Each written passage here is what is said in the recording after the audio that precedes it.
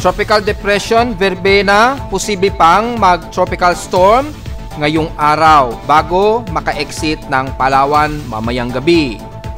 Southern Luzon, kabilang na ang buong Visayas at Northern Mindanao, nakakaranas ngayon ng malawakang ulan na posibleng magdudulot ng malawakang baha, kabilang na ang buong Central Visayas. Pinag-iingat din ang Bicol Region sa posible ring mga matitinding pag-ulan na magbubunsod din ng pagbaha. Metro Manila at Calabarzon, ranas din o dama rin ang ulan dala po ng outer trough ni Verbena.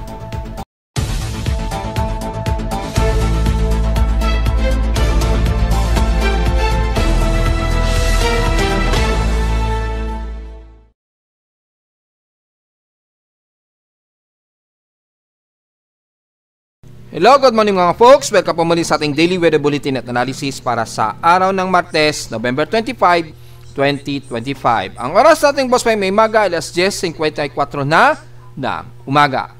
Kasalukuyang medyo offline yung ating tropical cyclone sector sa Harapa. Kaya wag po tayong magtataka kung bakit walang latest update yung ating tropical cyclone sector. Mapapansin nyo po, alaunan, madaling araw lamang ang huli nitong data na na-receive mula sa Hawaii. So, ibig sabihin yan, baka offline sila or under maintenance, kaya wala tayong pumapasok na latest data mula sa Hawaii ng infirmary. So, dahil po dyan, pwede nyo pong gamitin yung ating backup, itong nasa baba, yung fail-proof data. Yan, i-click nyo po yan para sa gusto nyo makita yung pinaka-actual o yung kasalukuyang data nyan. Ang kaibahan nga lang nito, kapag ito ay nag-a-update, usually mga 45 o every 1 hour nga lang ito nag-a-update. So hindi siya mas real time, hindi kagaya ng infirmary dito sa aking tropical cyclone sector na every 10 to 15 minutes nag-a-update. So at least dito mas latest po siya, yung kasalukuyan niyang data na lumalabas, ito na po yung pinaka latest na data niya. Yan, yung huling updated niya ng 10:46 AM, pero yung pinaka-positioning and data 8 o'clock AM po ito. So mapapansin nyo, hindi ito mas aggressive na real time, hindi masyado kapareho dito sa itaas ng aking tropical cyclone sector na mas aggressive ito, every 10 to 15 minutes nag-update. Ang importante, meron pa rin tayong latest data kahit papano kapag sakaling nag-down po o hindi available muna yung isa nating tropical cyclone sector. Pwede nyo pong tingnan dito para masundan yung pinaka-latest data. Nagbabago-bago pa rin yan kahit na yung positioning ay matagal mag-update. Yan. So, ito po yung titingnan nyo just in case nag-down or hindi nag-update ngayon yung aking tropical cyclone sector. Kaya na-identify tuloy na under-dissipated ito, napapagkamala na dissipated dahil wala siyang latest update nga po. Ayan, kung titingnan nyo dito, naka-indicate din siya as dissipated na raw. Yan, kung kiklik nyo po yan, naka-indicate daw siya as dissipated kasi 1:15 AM ng madaling araw ang huli nitong data. So, lumagpas na siya ng 2 oras. Ang threshold kasi niyan, kapag sa loob ng 2 oras o humigit na sa 2 oras at walang latest na update na pumapasok, i-consider ng aking tropical cyclone system na ito ay nalusaw na o dissipated. Kaya nag-i-indicate siya as dissipated. Yan, in 2 hours. Then, may 10 oras, yung last known position, kung sakaling hindi talaga siya nag-updates na matapos na ang 10 oras, automatic buburahin na yan sa aking system. Well, wala naman po tayong magagawa dahil kung talagang walang update mula sa NOAA or infirmary, wala po akong magagawa po dyan. Buburahin yan ng system ko kapag lumagpas na ng 10 oras na nanatiling walang activity o walang nagbago o wala man lang pumasok na bagong data. So, kapag ganun po nangyari, automatic, aalisin yan, buburahin yan ng aking tropical cyclone sector. So, yan po ang medyo side effect kapag hindi stable minsan yung system server ng NOAA or ng infirmary sa Japan or sa naval, yan, yung naval infirmary ng Hawaii. Kapag minsan hindi nag-i-stable, minsan hindi tayo nakakakuha ng latest update po niyan. 1:15 AM yung huling data. So, sobrang hindi na ito latest kasi nandito na ngayon yung sentro ng bagyo bandang pa-Antique na siya, palabas na ng bandang Antique. Yan, baka nasa baybay na nga ng Antique yung sentro niyan. So kapag kaganyan po, meron tayong backup na tinatawag na fail-proof data. Ito talaga hindi to nagfe-fail. Kasi ito yung isa sa sinishare ng isang observatory ng NOAA mismo. Pero ito ay mismong direkta sa system ng pinaka-supercomputer nila. Ang problema nga lang, every 45 to 1 hour ang updating nito talaga. So medyo mas delay siya ng 1 hour kumpara dito sa atin sa computer generated tropical cyclone sector sa taas at doon sa TCWS natin na mapa dito. Yan, indicated siya as dissipated. Pero totoo, hindi naman talaga siya dissipated dahil hindi lang available yung data niya. So yan po yung pinaka natin Ito pinaka real time niya, yung last viewed, at least nag-update pa rin yung data feed, tuloy-tuloy siya. So maliwanag po yan mga folks para tuloy-tuloy pa rin ang ating pagmo-monitoring kapag ang isang server ay hindi available. So anyway, bago muna lahat ng yan ay lagay muna tayo ng panahon at mula sa ating Doppler radar imagery ay makikita natin ang malawakang pag-ulan na ngayon ang umiiral dito sa central ng Metro Manila, kabilang na ang buong Bicol region at buong Southern Luzon na po yan. So since gumagana na ngayon ang Doppler radar dito, pinagana ngayon yung Doppler radar sa may bandang ewan ko kung sa Cebu radar ito or bandang Negros radar site. Yan. Kung mapapansin po natin is malawakan ngayon ang pag-ulan dahil nandyan nga po yung pinakasentro ng bagyo at makikita naman po sa Doppler radar imagery ang hindi naman ganun katindi ang pag-ulan. At pinakita natin kahapon, di ba, doon sa forecast ng GFS, ng WRF, ng mula mismo din sa data feed Pag-asa ang malawakan na pag-ulan dito. Mga mostly light drizzle to moderate at minsan-minsan lang naghe-heavy rain, then titila din agad. Pero dito sa pinakasentro ng bagyong si Verbena ay asahan heavy rain showers ngayon ang nararanasan ng mga taga Negros region. Ayan kitang-kita naman po. Kasama na ang Iloilo, ilang bahagi diyan sa may ng Bacolod.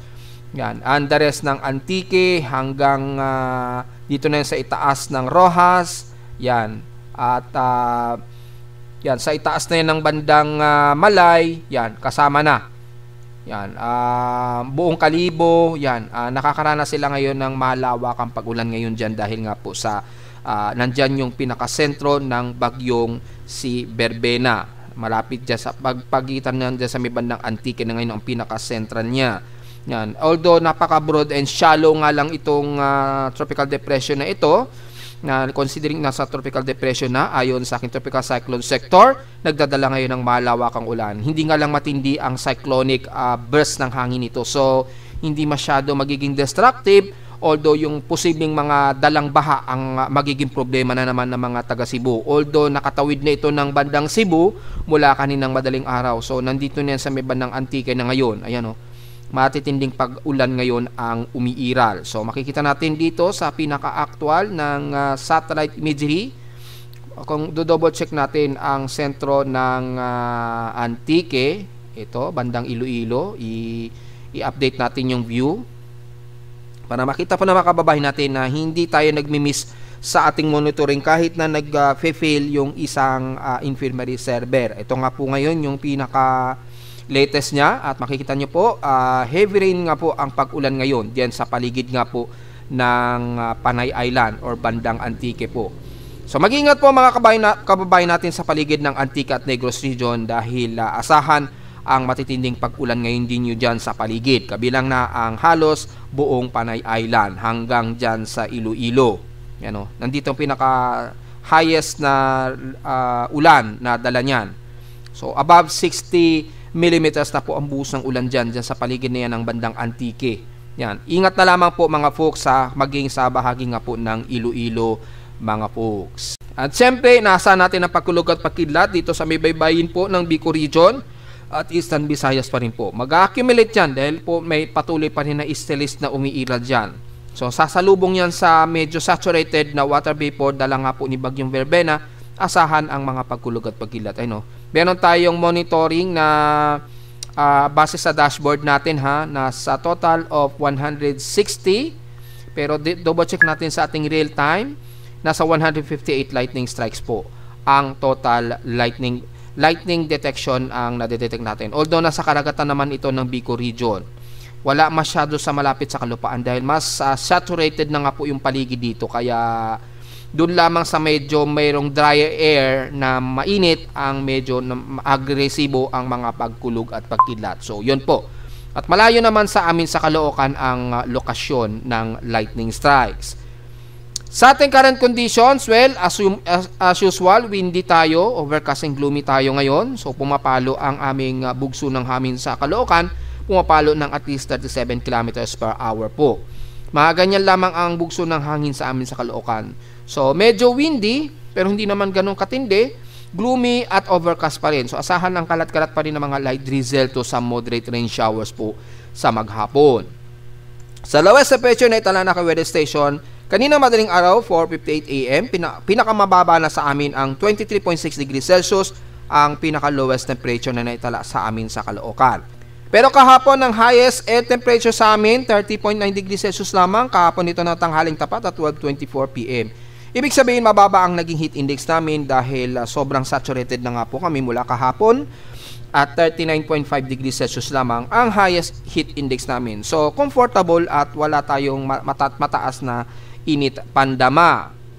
Anyway, regarding naman sa lagay ng bagyo naman ay nakataas sa ayon sa data feed ni Pag-asa sa Tropical Cyclone Wind Signal. Under beta pa lamang po ito ha, yung itong program na ito. Pero kaya na niyang mag-feed ng Tropical Cyclone Wind Signal mula sa official ni Pag-asa. So, ang buong Southern Luzon po, kasama na ang Mimaropa, and then sa Visayas naman ng Aklan, Negros Oriental, hanggang Eastern Samar na yan, nakataas pa rin sa Tropical Cyclone Wind Signal number 1, hanggang Biliran, Leyte at Southern Leyte na yan. Sa Mindanao naman ang Dinagat Island, Surigao del Norte, northern portion ng Surigao. So, kasama na ang Misamis Oriental, hanggang dyan sa may banang Dipolog. Yan, kasama na ang Agusan del Norte at portions ng Agusan del Sur. Yan, kasama po ang Zamboanga del Norte. So, almost kasama ang Zamboanga Peninsula. Kasama pa rin ang Surigao del Norte and the rest ng Surigao del Sur. At dito naman sa bandang Agusan del Sur naman sa may bandang Sibagat at Misamis Oriental. Yan. Kasama naman na rin ang northern part ng Misamis Occidental sa Sapang hanggang Plaridel at portions ng Zamboanga del Norte, ang Jose Dalman, San President Manuel Rojas, Katipunan, Dipolog at dyan sa bandang La Libertad, Sibutad, Rizal hanggang Mutia. Nakataas ayon kay Pag-asa sa Tropical Cyclone Wind Signal number 1 ang mga binanggit natin. So wala namang Tropical Cyclone Wind Signal number 2 ang nakataas. Sa atin namang PA6 streams in past 24 hours, nangunguna ang Puerto Princesa sa may pinaka-highest air temperature na 33.6 degrees Celsius. So, kumpara sa amin ay halos parang pangalawa o pangatlo lamang kami na highest, 30.9 degrees Celsius lamang. Sa Baguio City naman ay medyo mataas ang kanilang lowest temperature na 18 degrees Celsius. At sa Iloilo naman ng Borongan, Eastern Samar, nakatotal sila ng 93 mm na total rainfall. So, tama po dun sa lumabas na forecast natin kahapon na naglalaro lamang sa at least mga 90 to 100 mm ang magiging ulan sa bandang Eastern Visayas area. Pero dito sa may bandang sentro o bandang Surigao region, asahan na mas mataas po na maglalaro sa 100 mm yan to 200 mm ang expected total rainfall. So dahil sa ang Borongan, Eastern Samar ang nakatotal ng rainfall, tingnan na natin sa ibang lugar kung alin ang mga inulan pa mula Borongan, Infanta Quezon 92 mm, Tayet, Camarines Norte 75, Kasiguran Aurora 73, Maasin, sa Maasin din parteng Leyte 70 mm, Legazpi, sakop ng Bicol region 67 mm, Catarman Northern Samar ay 57, Butuan, sa Butuan sa may bandang Mindanao ay 53 mm, Dipolog ay 50, yan, hanggang Surigao ay nakaranas sila ng mga at least mga malakasang pag-ulan din kahit papaano. Yan. So, ang Metro Manila ay halos hindi pumasok sa number 20 na pinakamaraming binuhos ng ulan. So, sa amin sa Caloocan, kung babalikan natin kung naging total rainfall sa amin sa Caloocan kahapon, nasa 41.4 millimeters ang total rainfall. So, hindi pasok din sa 20. Double check natin kasi 41 millimeters kami. Hindi. Pasok kami sa Caloocan. Kapareho ko ang ambulong, o kapareho namin sa Caloocan ng ambulong na nasa number 13. Kapareho kami ng 41 millimeters na total rainfall kahapon. So, pang number 13 malamang ang ulan namin sa Caloocan. Dahil meron kaming total of mababa pala, 1.2 mm lang palang ulan namin.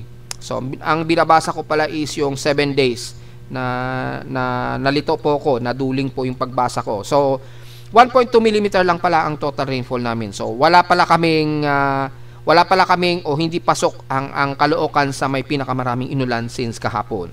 Pero ngayon ay nasa 16.8 mm na po ang total rainfall namin ngayong araw. So, mukhang ngayong araw lang talaga kami inulan ng husto. So, in 7 days, 41.4 mm at ang total November rain na namin ay nasa 225.6 mm na po ang total rainfall. So, lagpas-lagpas na talaga yan. Nahigitan na namin yung November average na 92.6. So, mukhang mas mataas ngayon ang average rainfall namin sa Caloocan ngayong taon kumpara last year. So, yan po. At yung ating outside humidity, well, obviously, 93% at bumaba lang ito ng 2% since last hour. So, mataas ang concentration natin.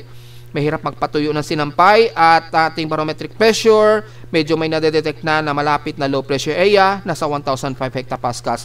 Mabagal ang pagbaba nito since last hour. So, since 1,005 hectopascals, mayroong malapit na low pressure area, which is yung si Verbena nga po. High tide and low tide status ay low tide po tayo. So, yung alon lamang na dadaanan itong si Verbena sa katimugan ng bansa, sa Visayas, Mapa West Philippine Sea man yan, sa kanluran or eastern sections. Malakas pong alon, delikado pong pumalaot yung mga maliliit na mga sasakyang pandagat. Pero yung mga roro, mukhang kaya naman pong makapag-stabilize. Roughy nga lang yung karagatan, malubak yung karagatan. So, kung medyo mahihiluhin po tayo sa mga sasakay ng roro, uminom na lamang po ng kontrahilo kasi medyo malubak ang karagatan kapag babiyahe po ng roro. So, maliwanag yan mga folks. At sa atin namang air quality, well, medyo mayroong thermal inversion. So, mataas pong ating air quality at moderate at 78 ang index ng ating air quality. So, mataas po yan, 107.25 micrograms per cubic meter. Magmas na lamang po sa mga sensitibong mga baga. At sa ating almanac, sumikat ang haring araw kaninang 6:02 AM at tulubog po ito mamayang 5:24 PM. At 25% illuminated na po ng waxing crescent na liwanag ng buwan, kaka-moonrise pa lamang po at 14 degrees elevation. Kani-kanina lamang ng 10:04 AM. Nitong umaga lang. At lulubog po ito mamayang 9:32 PM ng gabi. At sa ating local weather outlook para ngayong Tuesday and Wednesday, well, as usual, maulan tayo. 100% ang ulan. Ganon din bukas ang aasahan ng Miyerkules. So, obviously naman, maghapon ang magkakaroon tayo ng makulimlim, maulap, at kalat-kalat ang pag-ulan. Parehong 100% chance po yan ngayong araw hanggang bukas. Highest and lowest temperature expected, 27 to 31 degrees Celsius. And lowest temperature expected ay 23 to 26 degrees Celsius. So, diretso agad tayo sa ating ginagamit na satellite imagery. Well, obviously, maulan ang buong Southern Luzon, kabilang na ang Calabarzon, Metro Manila, Central Luzon. Very gloomy tayo. So, kalat-kalat ang pag-ulan maging sa bandang hilagang bahagi ng Luzon. Buong bahagi po ng Quezon Province hanggang Bicol Region. Maulan po tayo ngayon. So, very obvious magdala po ng payong sa mga lalabas. Kabilang na ang Cagayan Valley at dyan sa bandang Quirino. Yan. Maulan na po dyan. At least mga ilang light to some moderate and heavy rain showers po. Double check natin using heavy rain potential, ay mataas po ang heavy rain potential natin sa buong Southern Luzon, kabilang na Metro Manila, Central Luzon at East sections ng Northern Luzon, especially dyan nga po sa may bandang Cagayan Valley. So, ingat na lamang po sa mga posibleng pagbaha at pagguho ng lupa kung kayo ay nakakaranas ng heavy rains. Sa buong Southern Luzon, well, obviously, kabilang na ang buong Mimaropa, moderate to heavy rain tayo dahil nandyan po ang sentro ng bagyong si Verbena. Ang halos dyan sa buong paligid ng Antique, ang pinakasentro niya ngayon. So, obviously, grabe ngayon ang pag-ulan sa buong Panay Island at Negros Region po yan. At rest ng Visayas Region ay magiging maulan tayo, kalat-kalat po, maging ang eastern sections ng Samar ay makakaranas ng mga ilang moderate to some heavy rain showers. So, siyempre, ang Bicol Region, moderate to heavy rain din ang inaasahang mga kalat-kalat na pag-ulan ang iiral. Yan. At least dito sa may bandang South Leyte, medyo gloomy kayo dyan. So, may mga kalat-kalat pa rin na mahina at katamtamang pag-ulan ang iiral. Sa Mindanao naman, ang Zamboanga Peninsula nakataas sa mga aasahang mga pag-ulan pa rin. Kalat-kalat pa rin ito mula sa Zamboanga del Norte. At nabanggit nga natin, nakataas nga po sa Tropical Cyclone Wind Signal number 1 din. Ang ilang bahagi nga po ng Zamboanga del Norte at ilang parte ng Northern Mindanao. At west portion sa Mindanao, well, obviously, ay maulan din tayo dyan dahil yung monsoon trough na nahahatak nitong si Verbena ay nahihigop ngayon patungo sa kanya.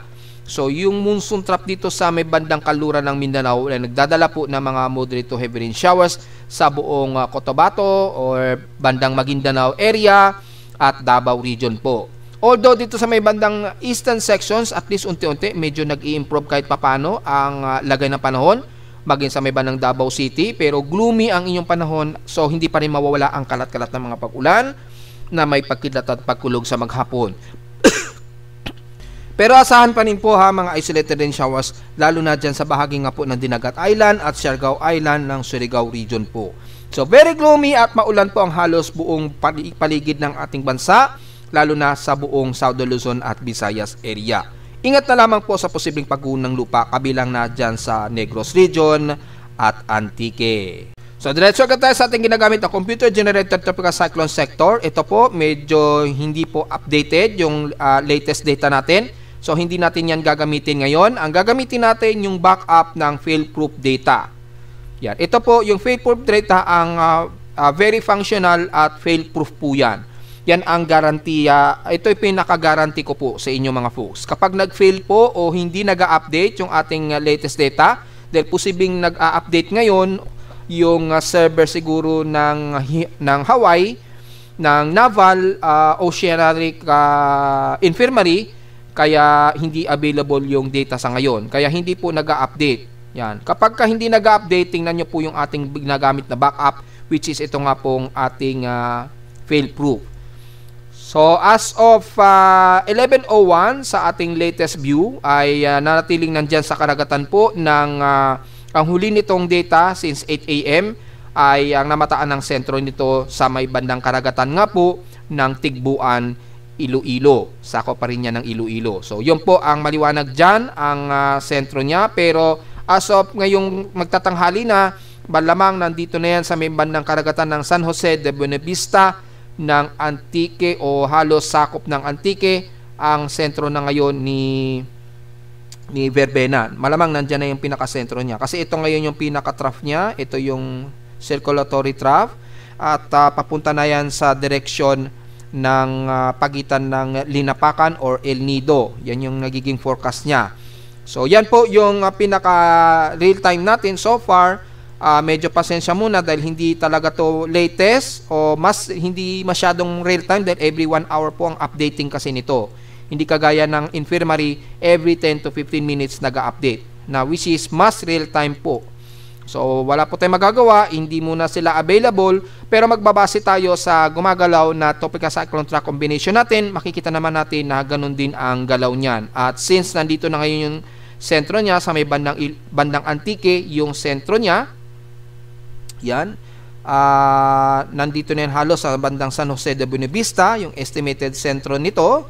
At makikita naman natin mga hanggang mamayang hapon, hanggang gabi ay nandyan pa rin yan sa may bandang Palawan. So, ina-expect mamayang gabi ay nandyan na yan sa pagitan po ng either El Nido or ng Linapakan.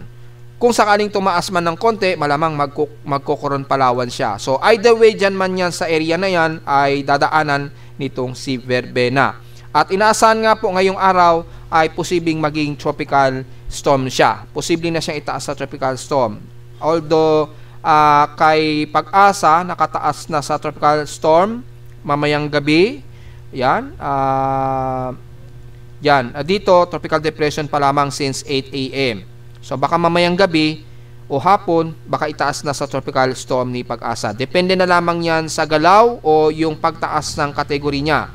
Sa AI kasi, nakataas sa tropical storm po yung kategory niya. So ibig sabihin ay posible rin talaga mamaya itaas ni Pag-asa yan as tropical storm. Ganon din naman ang pinapakita ng Joint Typhoon Weather Center. Under tropical storm din ang kategory ng forecast nila bago ito lumapit dito sa may bandang Linapakan or either El Nido o Coron, Palawan mamayang gabi. Then inaasahan nga po bukas ng umaga, nandito na sa may bandang West Philippine Sea. Inaasahan na natin bukas ng umaga ay nasa bandang West Philippine Sea na yan. Ayan o, nandyan na yan. Sa may bandang kaluran na po ng either ng El Nido o northwest ng El Nido.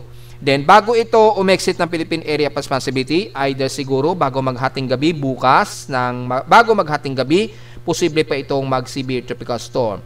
So posibleng mag-retain siya as tropical storm bago lumabas ng PAR or baka mismong pagka-exit ng PAR niya tsaka nalalamang siya magiging severe tropical storm. Kasi magre-intensify kasi yan pagka nandito na yan sa West Philippine Sea.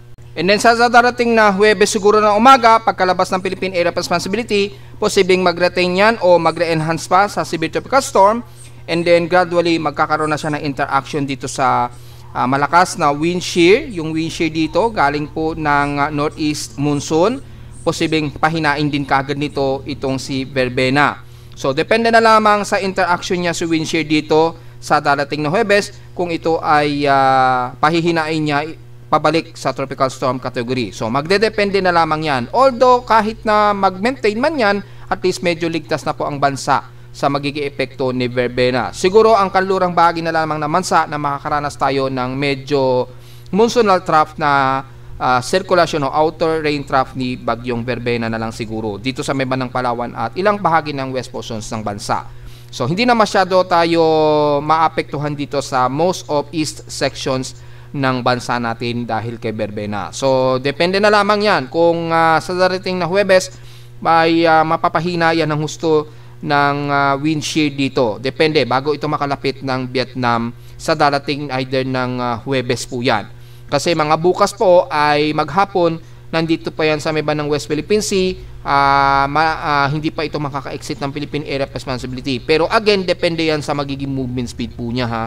So, bukas kasi sa maghapon hanggang gabi ay according dito sa forecast track, hanggang gabi nandyan pa rin yan sa loob ng ating PAR.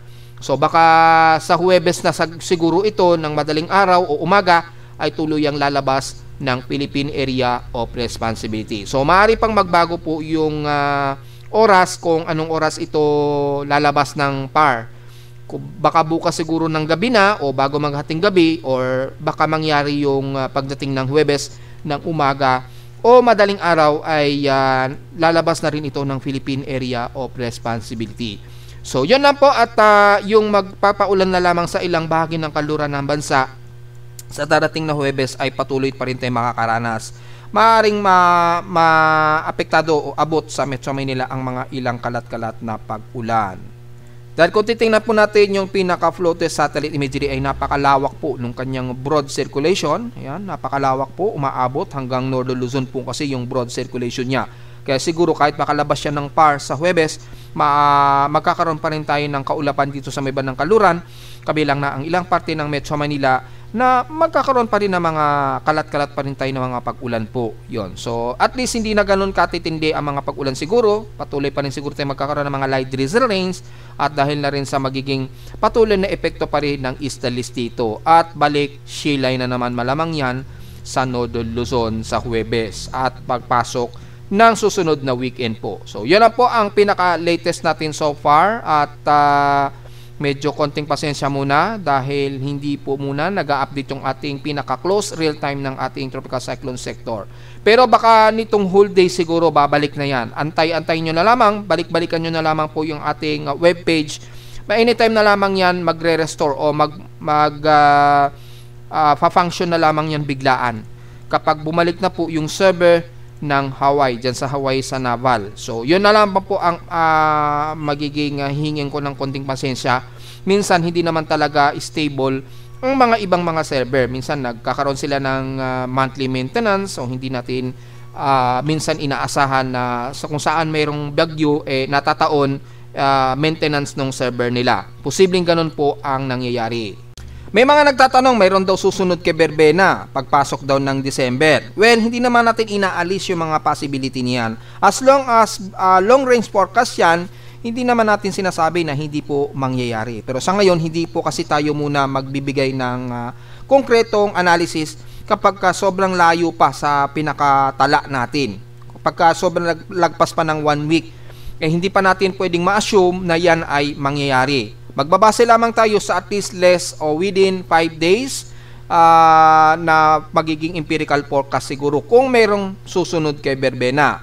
Mula dito sa ating global spectral model, nagkakaroon na naman kasi ng bagong circulation o Coriolis. However, napaka-disorganized pa. Pero again, dahil nga po sa ITCC dito sa may bandang south of Mindanao, hindi talaga natin masasabi or anytime pwedeng meron talagang mabubuo dyan na anumang low pressure area nga po. Ilang beses natin pinapaliwanag yan. So sa mga nagtatanong na mga first week ba ng December, meron daw mabubuong low pressure area. Yes, posible. Anytime naman yan, merong maaring may mabuo na panibagong low pressure area. Kaya lang hindi po muna natin ma-assurance kung mangyayari yan dahil mga forecast pa lamang yan o long range forecast. Magbabase tayo sa real-time, bagay na lamang ng convergence monitoring na ating ginagamit. Kung papansinin nyo po, halos hindi natin o wala tayong nakikitaan dito sa ngayon na anumang developing convergence. Wala. So, sa nagtatanong kung meron ba, ay sa ngayon, hindi pa. Wala pa.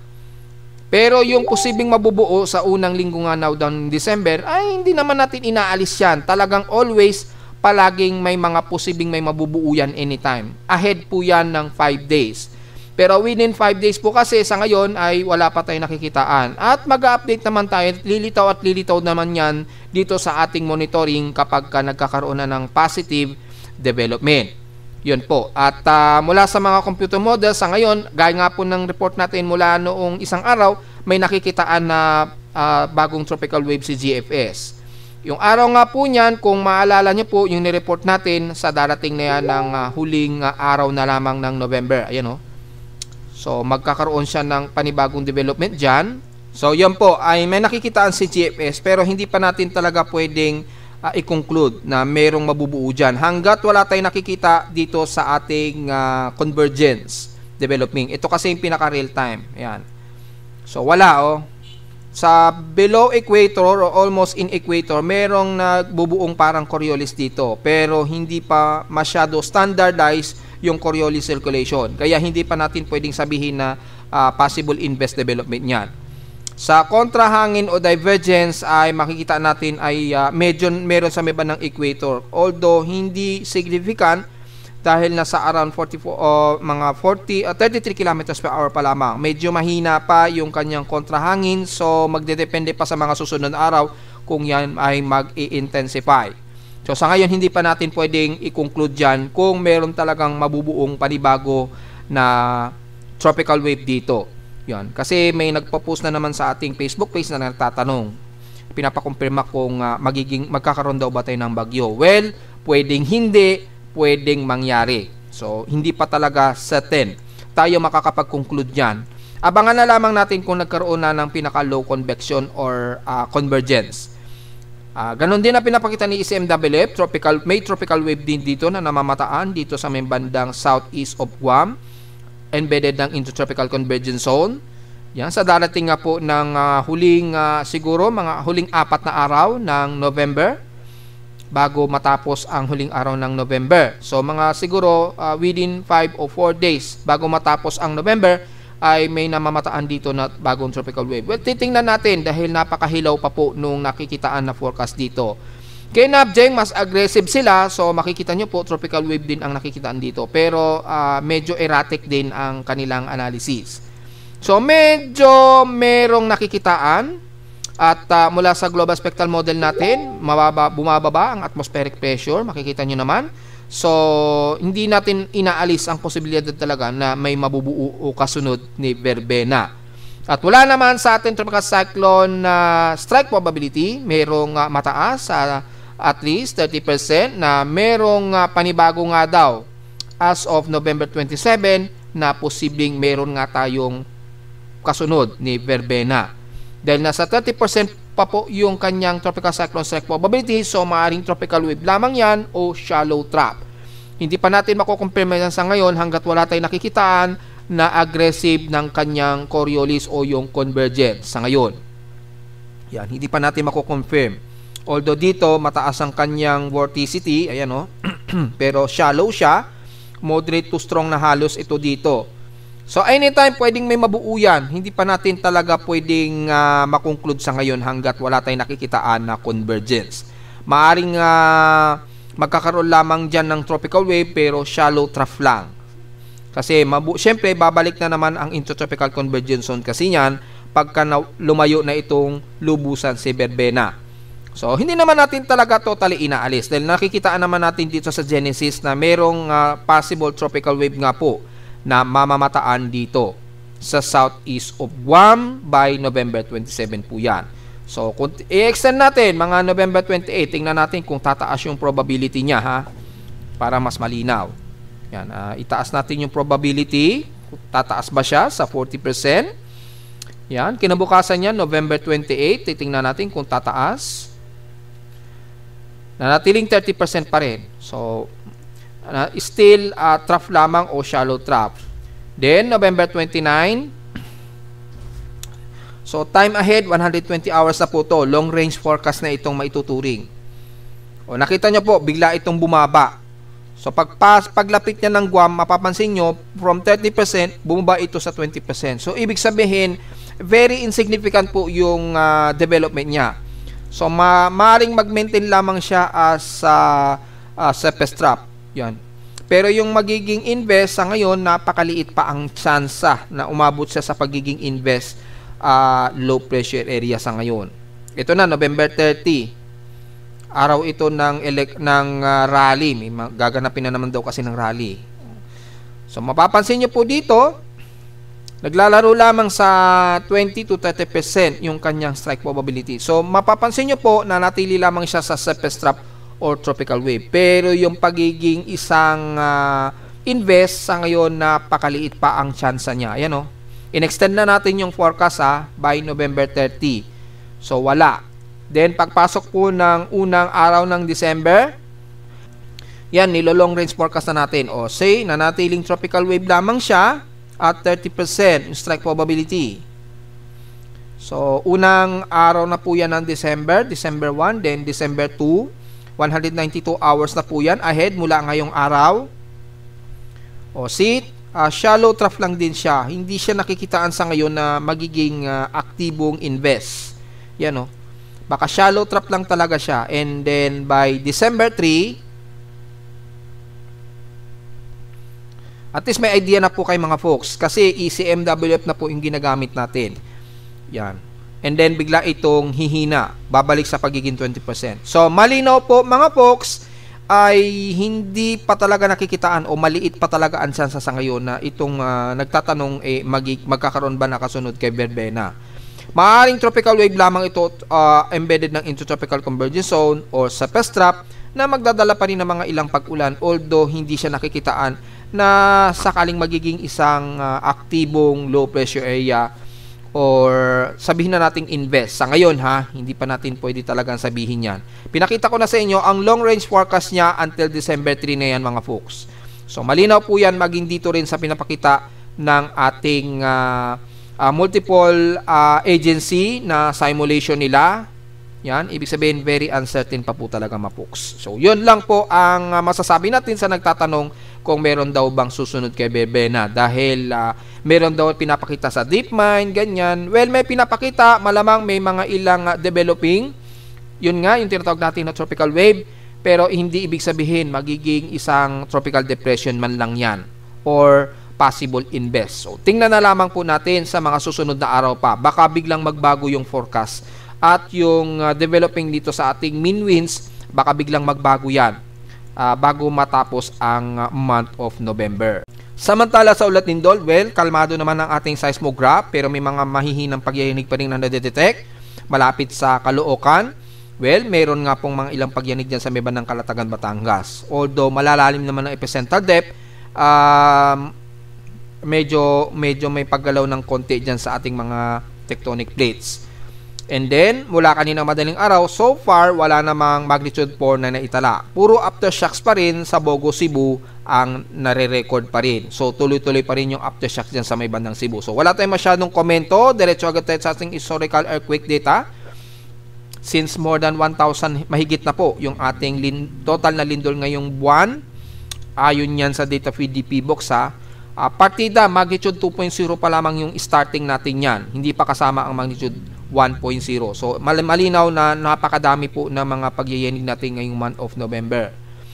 So, base dito, starting magnitude 2.0 pataas, ang total na lindol na natin ay nasa 1,042 na po ang total. 985 dito is magnitude 2.0 pataas, 53 sa magnitude 4 at nanatiling 4 ang ating magnitude 5.0. So, wala naman tayong, so far, wala naman tayong naitala na kahit isang magnitude 6.0 sa ngayon. Wala. Yan. At yung dami ng lindol sa may bandang Bogo, Cebu, nasa 307 na po. Kung iso-zoom in pa natin ng mas closer, 293 na po ang total earthquake sa paligid ng Cebu. Pero kung isasama natin ang bandang Leyte, ay 307 na po ang total. At dito naman sa may bandang Surigao, 113. At sa may bandang Manay, 136 total earthquakes. At narito naman ating 3-day weather forecast para sa araw ng Martes, November 25, 2025.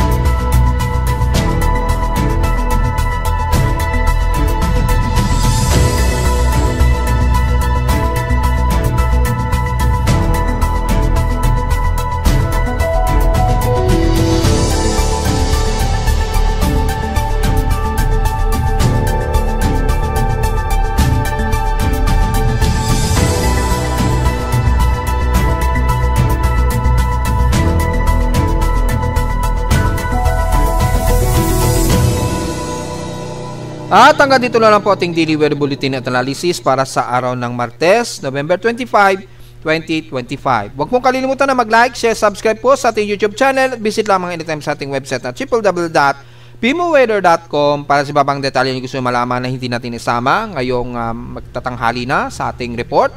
Although very gloomy pa rin tayo at asahan pa rin ang kalat-kalat na pag-ulan dito sa Metro Manila. So magdala na lamang po ng payong mga folks. At visit lamang sa ating website sa gusto malaman pa rin ang pinaka-dynamic events mula sa aking reading na aking aparato sa Caloocan at sa data feeds mula sa iba't ibang weather agencies. Maraming salamat po mga folks at magandang araw po sa ating lahat.